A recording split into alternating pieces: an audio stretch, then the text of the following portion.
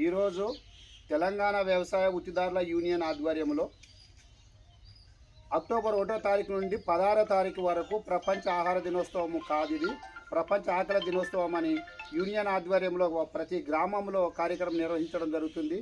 ఇది కార్యక్రమంలోనే చేస్తున్న వ్యవసాయ అనుబంధ కూలీలు మరియు గ్రామీణ ఉపాధి హామీ కూలీలతో ఈ కార్యక్రమం నిర్వహించడం జరుగుతుంది. ఈ గ్రామీణ ఉపాధి హామీ పథకం కూలీలు మరియు వ్యవసాయ అనుబంధ కూలీలు కొన్ని డిమాండ్లు చేయడం జరిగింది. ఆ డిమాండ్లను వ్యవసాయ వృత్తిదారుల యూనియన్ ఆధ్వర్యంలో ప్రభుత్వానికి అందజేయడం జరుగుతుంది. అందులో భాగంగా ముఖ్యంగా ఒక వ్యక్తికి జాబ్ కార్డ్ ఇవ్వాలి, 100 రోజులు పని కాకుండా 200 రోజులు పని కల్పించాలి. కుటుంబానికి జాబ్ కార్డు కాకుండా వ్యక్తిగత జాబ్ కార్డు ఇవ్వాలి, ఇదొక డిమాండ్. రెండో డిమాండ్ ఏమన్నది, పని చేసిన పని ప్రదేశంలో వ్యవసాయ కూలీలు ఒకవేళ మరణానికి మరణించిన లేదా శాశ్వత వికలాంగతత్వం చెందిన తక్షణమే ప్రభుత్వము బీమా సౌకర్యం కల్పించి వారికి 5 లక్షల బీమా డబ్బులు ఇచ్చే విధంగా ఉండాలి. తర్వాత ఈఎస్ఐ సౌకర్యం ఇవ్వాలి. మెరుగైన వైద్యం కోసం కార్పొరేట్ హాస్పిటల్లో హైదరాబాద్ అట్లా హాస్పిటల్లో పోతే లక్షల ఖర్చులు అవుతాయి. అదే ఈఎస్ఐ కార్డు వాళ్ళకు ఇచ్చినట్లయితే ఆ కార్డు ద్వారా వాళ్ళు ఉచిత వైద్యం పొందడానికి మెరుగైనది అవకాశం ఉంటుంది.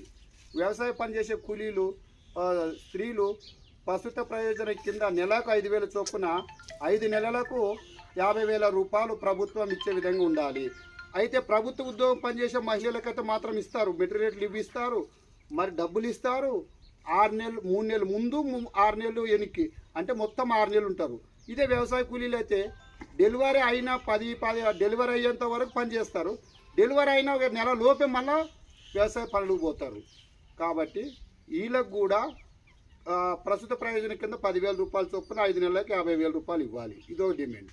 తర్వాత వ్యవసాయ పనులు చేస్తున్నాక క్రిమిసంహారక మందులు వలన బారిన పడి అనారోగ్యానికి గురవుతారు.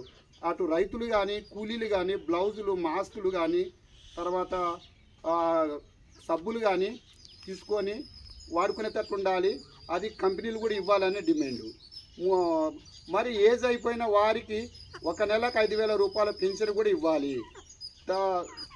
ఇంకొక విషయం ఏంటంటే ప్రతి సంవత్సరము మన వ్యవసాయ పంటల బండి దేశానికి 90% పంపించే కూలీలను కార్మికులుగా గుర్తిస్తే కార్మికులుగా ఉండే నిబంధనలన్నీ వీళ్ళందరికీ వర్తిస్తాయని మనము డిమాండ్ చేస్తున్నాం. అక్టోబర్ 16 తారీఖు